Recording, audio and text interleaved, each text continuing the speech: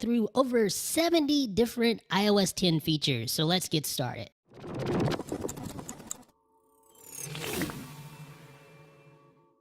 The first feature is new wallpaper. Obviously, with every new iOS iteration, you get a new wallpaper, and this one is no different. iOS 10 features this wallpaper right here, which is available on the iPad as well. Now, there's a new look for folders. You're going to notice it's subtle. If you're not paying attention, you may miss it, but now you have a translucent view of the home screen app icons, and the animation that occurs when you open and close folders has changed. Now, there's a stronger font type as well. You'll notice that the font isn't nearly as thin as it was on previous versions of iOS. Now it's a little bolder. And personally, I felt that the font was too thin on previous versions of iOS, so this is a welcome change in my opinion. The next feature is Raise to Wake. A lot of people complained that Touch ID 2 on the iPhone 6s and 6s Plus was way too fast. When they touched or when they pressed their home button, it would automatically dismiss all their notifications. They wouldn't be able to see what was going on. Now you don't have to worry about that because you just pick up your phone now and it automatically wakes up and you can see your notifications right on the lock screen without having to press the home button at all. So, pretty nice. You can also remove stock applications. That's right, you can remove stock applications like iTunes Store, the Mail app, Reminders, Notes, the list goes on and on. Now, not all apps are eligible to be removed, but for instance, the Mail app can be removed, and when you remove it, beware because once you do, you're not going to be able to tap Mail to links to send email, for instance. Let me show you what I mean right here. So, there are some downsides to removing some stock applications. Like, for instance, if I tap that Mail to link, it's going to tell me, hey, you need the Mail app. Yeah, you can't use third-party apps in place of the stock apps. Doesn't work that way, at least not yet. So just head over to the App Store and then tap the Cloud button and re-enable the app that you removed. And you're ready to go. Pretty simple. So let's just swipe over, find the Mail app, and then we can just move it right back over to its proper location in the dock. So in other words, when you remove a stock app, there's no need to worry. You can always get it back by going back to the App Store. I'm going to remove the Tips app because I know I won't need that. And now it's gone. Now here's something that may be a little controversial. The App Store now features ads. Yes, advertisements in the App Store. When you perform a search, at the very top you may see an advertisement like this. But the good news is that the advertisements are displayed just like normal App Store listings, so you're not going to get anything funky looking in there or any weird, crazy advertisements. They just look like normal App Store listings, so you won't have to worry about overly intrusive ads. In iOS 10, there is a smaller Back to App button in the status bar. Previously, the Back to App button displayed the full application name, which cramped up the status bar, caused certain things within the status bar to be hidden. This fixes that problem. Now you just tap the little arrow in the upper left-hand corner, and you can go back to App. In iOS 10, Siri gets a more prominent settings panel. Previously, it was buried down underneath the general section of the settings app. Now when you open up settings, Siri has its very own panel, complete with its own special Siri graphic, but all the settings inside are pretty much the same as they have been. If you're running macOS Sierra, you'll now find a desktop folder within iCloud Drive, which contains synced desktop content from your Mac. In the Notes app on iOS 10, you'll find a new Shared Notes button in the upper right-hand corner. Tapping that allows you to add people to collaborate on notes. And as you can see at the bottom here, you can share the special iCloud links it creates to a variety of different services. FaceTime connects way faster in iOS 10. Notice this.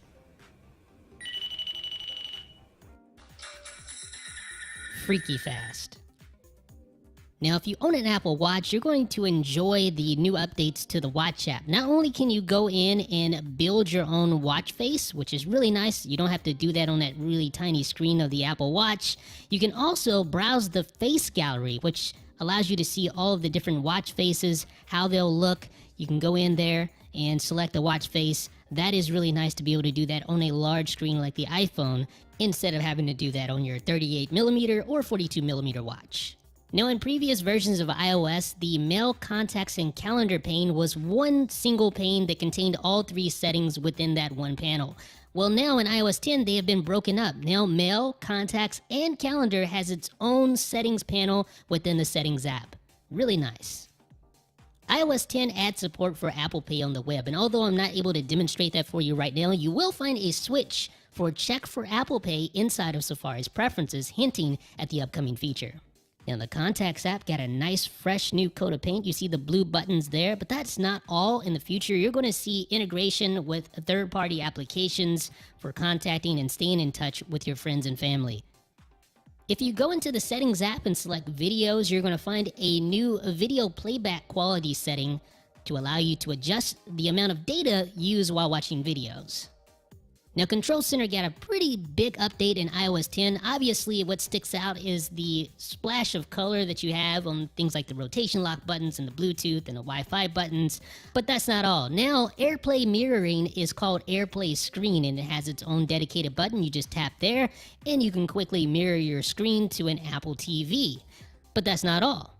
If you swipe over, you get your own dedicated music controls, and AirPlay audio and video are now separate and feature their own little nook here. You can access that by tapping the disclosure triangle. There's also 3D touch shortcuts available for quick launch apps. So if you 3D touch here on the flashlight, you can change the intensity of the flashlight. You can change it to low, medium, or high intensity right there on the fly. Works really well. And you can also 3D touch on the timer to set a specific timer interval. You can 3D touch on the calculator to copy the last result, and you can 3D touch on the camera to take a photo, record slow-mo, record a video, or take a selfie. Now, if you're on your home screen and you swipe down from the top of the status bar, you're going to invoke Notification Center. And in iOS 10, it's standalone. There is no Today view. There are no widgets. When you're on your home screen and you invoke Notification Center, you can't swipe to the left or to the right to access the Today view, for instance. But if you're not on your home screen, say you're within an app, and you swipe down from the top of the status bar to invoke Notification Center, you will be able to swipe over from the left side of the screen. You see the little dots there indicating you can swipe over. So you will be able to swipe over and access all of your widgets just like that. This is only when you're within an app. It doesn't work that way when you're at the home screen. The reason why that is because when you're on the home screen, you simply swipe from the left side of the screen to view all of your widgets, just like that. So that's why that is. So basically, they're separate when you're on the home screen, and when you're in an app, they are sort of combined. It's kind of weird, takes some getting used to. You can still swipe down while in the Today view or the widget view to access your notifications. It takes some getting used to, trust me, but I'm sure we'll get used to it. And speaking of widgets, now when you 3D touch on certain applications, you see a widget that you can add to your Today view or the widgets view or whatever they're calling it these days. You can also add new widgets just by opening up your widgets view and then scrolling to the bottom and selecting edit. You'll see a whole bunch of new widgets in here like up next and map destinations, all sorts of new things that you'll find in here that wasn't in the older versions of iOS. So exciting stuff here if you're a fan of widgets. See the Siri app suggestions, the music widget, kind of cool. Now, Spotlight Search is still here in a major way. You can access it from your widgets view. Not only that, but you can access it by swiping down on the home screen, just like that. And you can still access it from Notification Center. Also, did you notice Spotlight Search History? Notice here, you're going to see some history items right there. With iOS 10, you get enhanced interactive notifications. So it's not just one single reply from a message, for instance, but it's more like the Apple Watch, where you can continue to hold a conversation within a quick reply easily. That is so much better than the previous way where it would just disappear after you send one reply, and then you would have to actually go into the message app. If you're a big fan of quick reply, you're going to love the new enhanced interactive notifications on iOS 10. But of course, that's not all. That's just the tip of the iceberg, folks. You have unlimited Safari tabs now. So that literally means unlimited. There's no longer this arbitrary limit. I think it was like 30 or something, 32, something around there.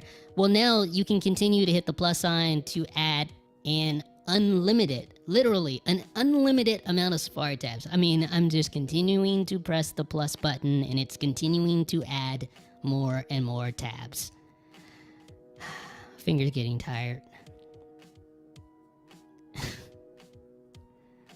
I'm serious, it's unlimited.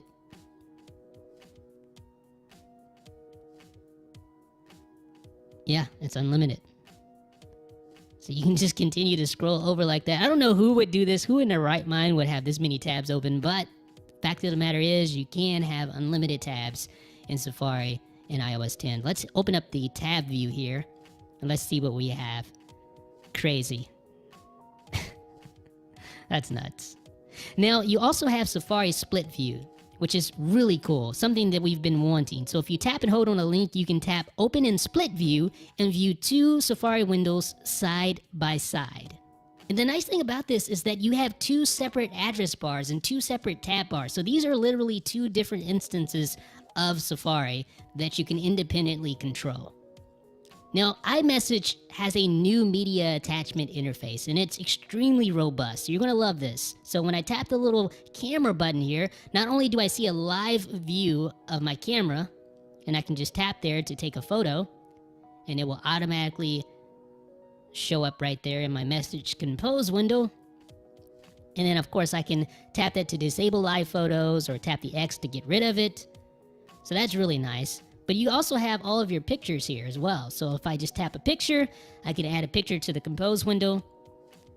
I can also swipe over, access my full camera, access my full photo library if I want to do that. But I'm going to add some more pictures here. So you just literally tap like that and it adds pictures. And you can also mix and match live pictures or pictures that you just took with your photos that are already existing in your photo library. And they just simply appear in your compose window. And then just tap the send button and it sends those pictures just like that. Now you can also mark up images directly in iMessage. So I'm going to take a new picture and I'm going to mark that picture up right here on the fly. So just take the photo. It's going to appear in my compose window. Then I just tap on the photo and then I can tap edit to edit the photo, or if I want to, I can mark it up by tapping the markup button like this. And there are my markup tools. So I can draw on it.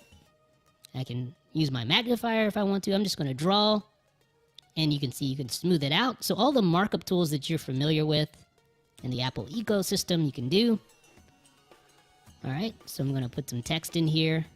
Maybe I'll just tell them to fix this. All right, I think we're done. Just tap save and then tap done. All right, so if I'm satisfied with the image, I can just tap done, and it appears in my compose window with all the markup there. Just tap send, and it sends it. Now here's one of my favorite new updates. Inline YouTube playback. Just paste in the URL, send it. It automatically expands the link. Tap play, starts playing inline right in the message. You don't have to leave and open up the YouTube app or any of that. You can if you tap the little text at the bottom, but you don't have to. You can watch the full video within the iMessage thread, just like that. But it's not just videos. It also works with web links. Paste in a web link like that. Tap send. And it expands the web link. Gives you an image, which can make it much easier to discern what the link contains. Now, iMessage doesn't stop there. You now have digital touch in iMessage. Yes. The Apple Watch inspired functionality is now in iMessage. So just tap the little digital touch button there. And I'm going to show you some really cool stuff here. So let's tap that.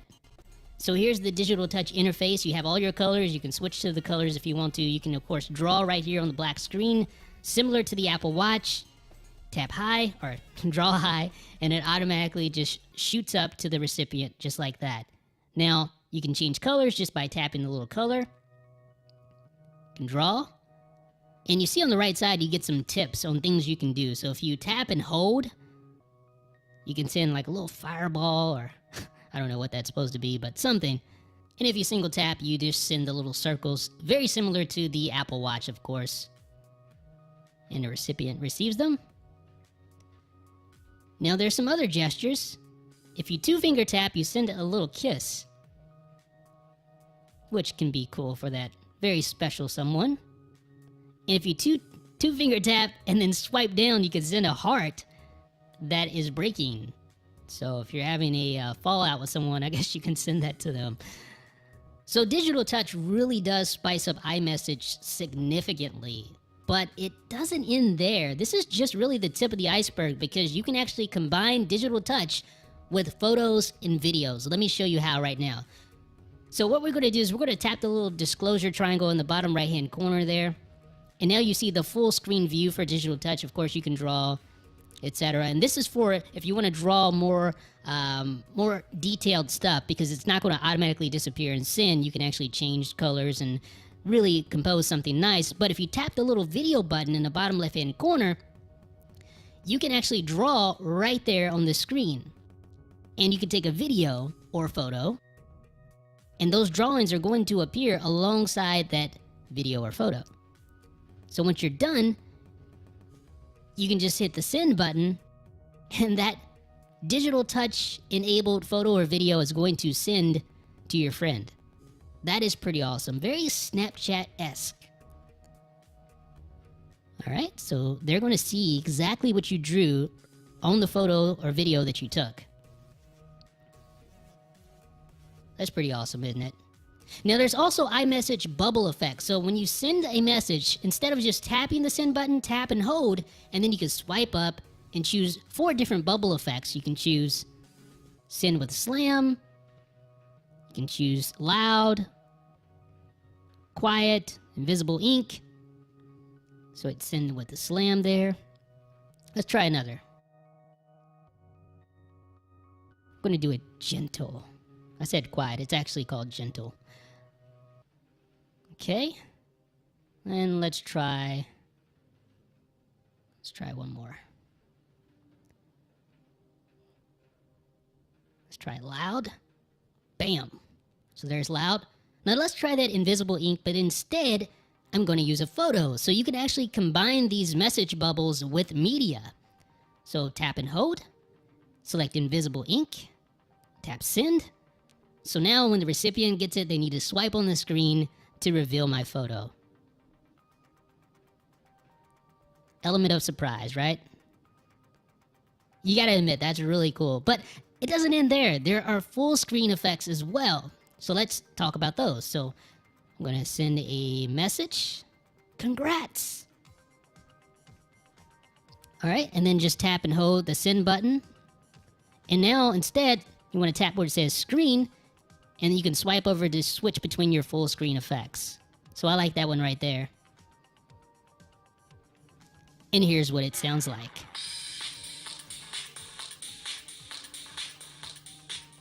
Now, if you don't want to send a full reply to someone, use iMessage Tap Back. Simply double tap on a bubble and select the appropriate response. It works for media, as you can see there, and of course, it works for normal messages as well. Great for quick replies. Now, the App Store for iMessage brings stickers, GIFs, and other apps directly to iMessage. So with iOS 10, Apple has included a default sticker pack. They've also included a couple of apps. So you have the classic Mac stickers. You have an image app, which allows you to search for GIF images to send to your friends. And there's also Apple Music. So here is the classic Apple sticker pack. You can just send a sticker like that. And third parties will be able to create stickers. So you're going to get all the Facebook Messenger-like stickers. You can send links directly to Apple Music, which features inline playback within the iMessage thread, which is awesome. So if you have a friend or family member who subscribes to Apple Music, you can quickly send them Apple Music tracks and allow them to listen right within the message thread without leaving iMessage. And like I mentioned, Apple has included in iOS 10 a built-in GIF app for iMessage. So that means you can find all of your favorite GIFs and memes and send them directly to your friends via iMessage without leaving the app, without having to invoke some weird third-party keyboard or anything like that. This is really, really cool, folks. It's really going to spice up your iMessage conversations. I'm telling you. Trust me on this one. Now, another new feature that you'll find in iMessage is tap to replace emojis. So after you've typed a message, you can tap the language button to switch to the emoji keyboard, and it will automatically identify words within your message that can be replaced by emoji. So all I'm going to do is tap the language button. Watch what happens here. See, all those words are highlighted? That means that I can tap on those words and find an appropriate emoji to replace it with. Choose that one. Just like that. Awesome, right? Now, I normally keep read receipts disabled, but in iOS 10, you can now enable per conversation read receipts, which is great when you're sending messages to that special someone. Keyboard contextual predictions can automatically predict what you may want to type next. So I typed in Jeff's email is, and it's automatically going to fill in my email address. I just tapped the quick type bar right here to insert my email address. There's also a more subdued keyboard click sound. Multilingual typing allows you to switch between languages on the fly by harnessing the power of QuickType without actually having to switch keyboards. So notice, right now I'm typing in English, I start typing in Spanish, and then notice QuickType. It automatically fills in Spanish words like that. Now, of course, I have no idea what I'm saying right here, but for those of you who speak multiple languages, it can speed up typing. Now, the stock calendar app receives some attention as well. You get found events, time to leave, and location suggestions. I can't demonstrate those last two, but for the first one, I can demonstrate. Found events suggest events found in the Messages app or in the Mail app and let you add them with ease. So that one event was found. You can see the name of the event and the time is automatically populated, so I just tap Add to add the event. The Mail app's new conversation view makes it easy to view individual responses in an email thread, so you just tap the disclosure triangle and then you can tap that individual response to single out each message. And now you can quickly filter email by tapping the filter button, tapping filtered by, and selecting a filter. With all the real estate available on the iPad Pro, it seems silly to have a message composition view like this where it's taking up the whole screen. Of course, you can swipe down and access other contents in your mail, but wouldn't it be nice if you could just do that? Yes, now you have side-by-side mail composition so you can compose and access other email at the same time. There's also a new mailbox column button which lets you hide and show all of your email folders. Not sure where to move that mail message? Well, iOS 10 will now suggest the folder to move it to. And in the Settings app, you can also move the most recent message to the top of your email threads. And what about unsubscribing from mailing lists directly from the Mail app? Yep, iOS 10 has that now as well. The Clock app, of all apps, got a lot of love in iOS 10. Now it features a dark theme, which kind of makes sense since you may be looking at the Clock app at nighttime. But along with that dark theme, you get a new stopwatch face. You get a new chronograph face like this. And I have to admit, it looks way better than the old digital face, which was extremely plain and just, basic. But for those of you who do like that, you can still swipe over and access that. No big deal, right? That said, I'll be sticking to this one. But the biggest new feature in iOS 10's Clock app is the new bedtime alarm, which is a brand new section. It actually can integrate with the Help app to analyze your sleep. It's not going to do a whole bunch of robust things, but it will let you select days of the week that you want to monitor your sleep. You can choose when to remind you to go to bed, the wake up sound, the volume of the alarm clock, and you can monitor your history. And like I said, it does integrate with the Health app, although it's not as robust as some of the dedicated sleep apps out there. Now this was mentioned earlier, but remember in Control Center you can now 3D touch on the timer to select a specific timer interval just like that.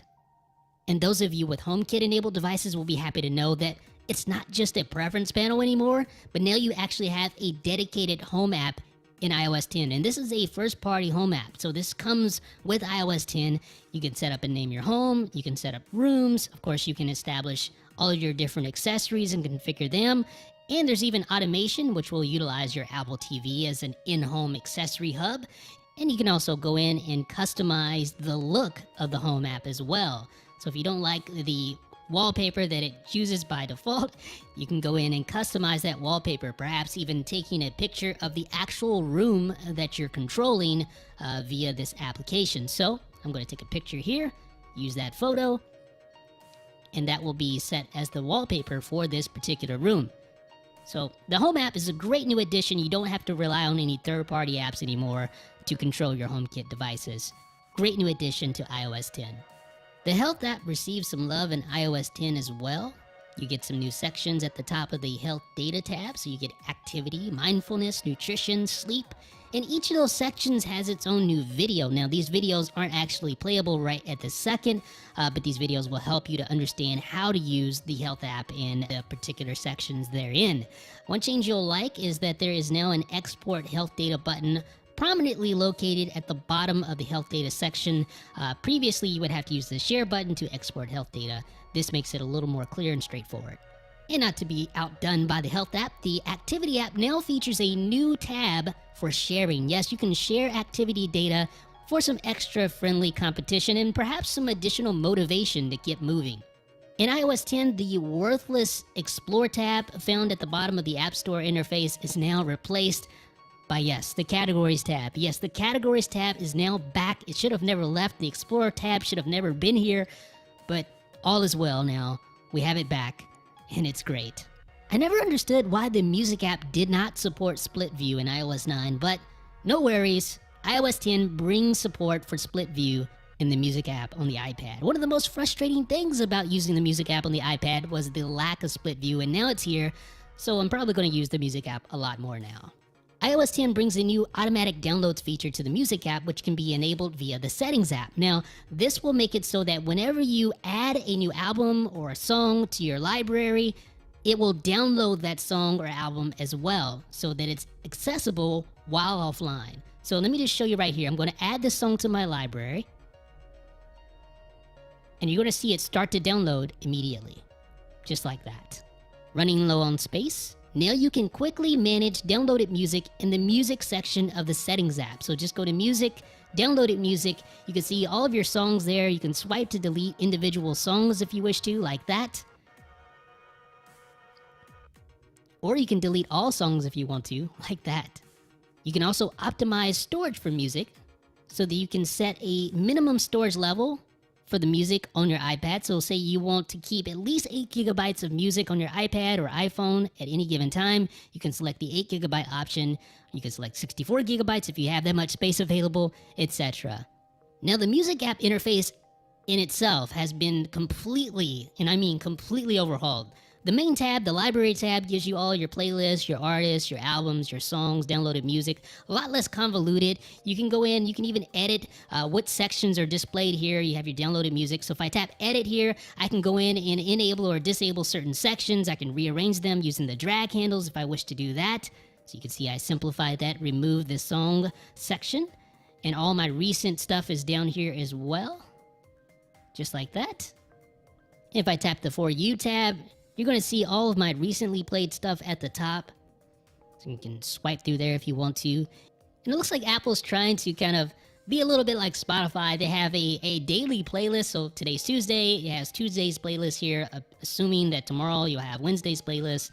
The Browse tab contains all of the new music, curated playlists, top charts. You can swipe through here, of course, and see all of the new albums and popular albums. Curated playlist contains featured playlists at the top, followed by activity playlists, and then curated playlists, and then genre-based playlists as well.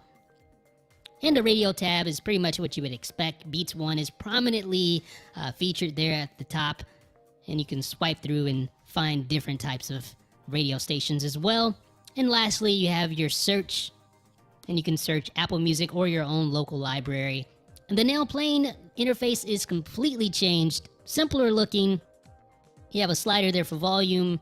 You have your album artwork, which gets big when music is playing and kind of shrinks down a little bit when music is paused. And if you swipe up, you'll see Up Next. I don't have anything up next currently. So what we'll do is we'll go and add something to Up Next. How about that? So I'll just 3D touch here, play next, go back to my Now Playing, and then I'm going to swipe up, and now you see Up Next right there below. Eventually, Apple's going to add lyrics as well, so you'll be able to access lyrics by swiping up. And that's coming in the future, but as you can see, quite a bit has changed with Apple Music in iOS 10. And the Photos app gets some new features as well, such as memories, which allow you to create montages based on like photos and videos. You can choose the type of music, choose how long it is, right there on the fly. It's super easy. So here's one that it automatically put together from a trip that we took to Manhattan last year, so let's check it out.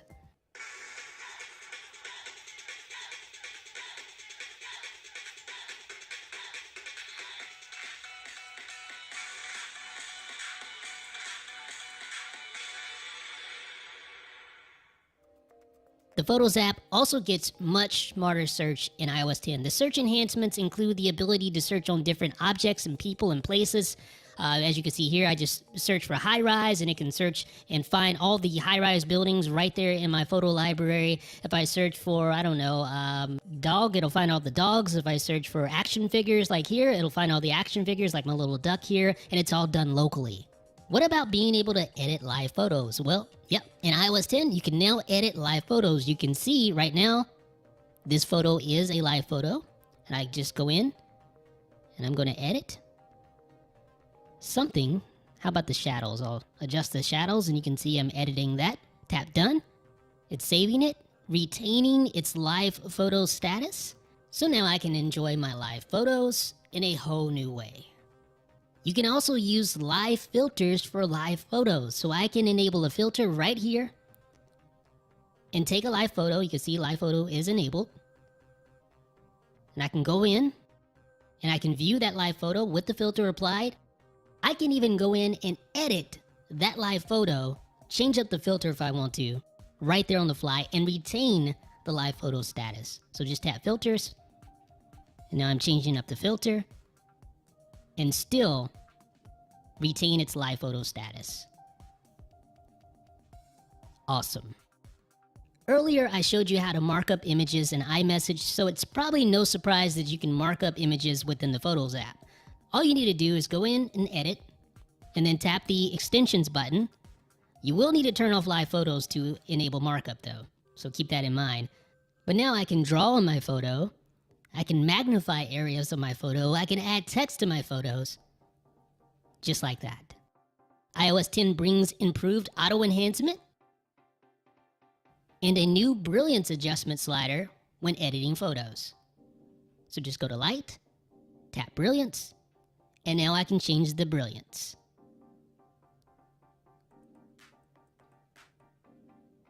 The News app gets a new app icon in iOS 10. It also gets a new look and feel, much bolder headline text. iOS 10 brings new favorite sorting options to the News app, so you can sort by name, most recent, or most visited. No surprise there, right? The Maps app got a huge update. It got a full overhaul as far as look and feel, the ability to set in between destinations, integration with third-party applications so you can, for instance, hail a Uber, other stuff like the ability to reroute based on traffic. You have weather in your particular location where you're zoomed in on. You can remember where you parked your car.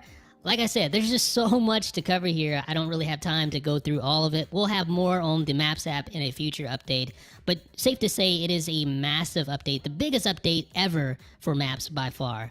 And like I said, you can integrate third-party applications now with the Maps app, which is downright awesome. And last but not least, Swift Playgrounds is an iPad iOS 10 app that allows you to learn the basics of code, the fundamentals of Swift, and it'll be free. And that's the last thing I'm going to touch on in this particular video. We've talked over a half hour and we haven't even touched on all of the features in iOS 10. We've talked about a lot of them, but there's still plenty to talk about. In the meantime, what is your favorite iOS 10 feature? Let me know what you think down below in the comment section. This is Jeff,